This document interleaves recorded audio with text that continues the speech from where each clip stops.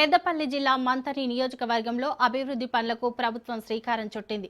సుమారు 164 కోట్ల రూపాయల నిధులతో చేపట్టనున్న పలు అభివృద్ధి కార్యక్రమాలకు మంత్రులు శ్రీధర్ బాబు, కోమటిరెడ్డి వెంకటరెడ్డి, తుమ్మల నాగేశ్వరరావు శంకుస్థాపన చేశారు. గంగపురిలో 20 కోట్లతో న్యాక్ భవన నిర్మాణంతో పాటు పలు రహదారి నిర్మాణ పనులకు మంత్రులు శంకుస్థాపన చేశారు. అనంతరం జరిగిన బహిరంగ సభలో కళ్యాణ లక్ష్మి, షాదీ ముబారక్ లబ్ధిదారులకు చెక్కులు, స్మార్ట్ రేషన్ కార్డులు పంపిణీ చేశారు. ఈ సందర్భంగా మంథని నియోజకవర్గ అభివృద్ధికి ప్రభుత్వం పెద్దపీట వేస్తోందని మంత్రులు తెలిపారు.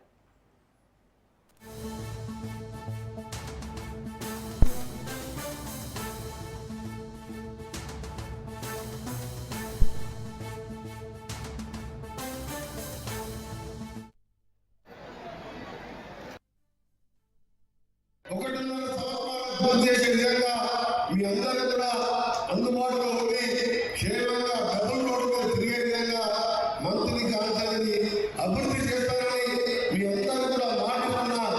ఒకటే నా కాన్సెప్ట్ కంటే ఎక్కువ మంత్రిని దృష్టిలో పెట్టుకొని ప్రతి 10 ఏళ్ళ కోసం రివ్యూ చేసుకొని మళ్ళా కూడా రావడం జరుగుతుందని చెప్పి తెలియజేస్తూ మరొక ముఖ్యాన్ని అక్కా చెల్లెలకు సంబంధించిన అన్నదానం చదువుకున్న నిరుద్యోగం సంబంధించి న్యాక్ సెంటర్ అంటే national academy of construction art department సంబంధించింది.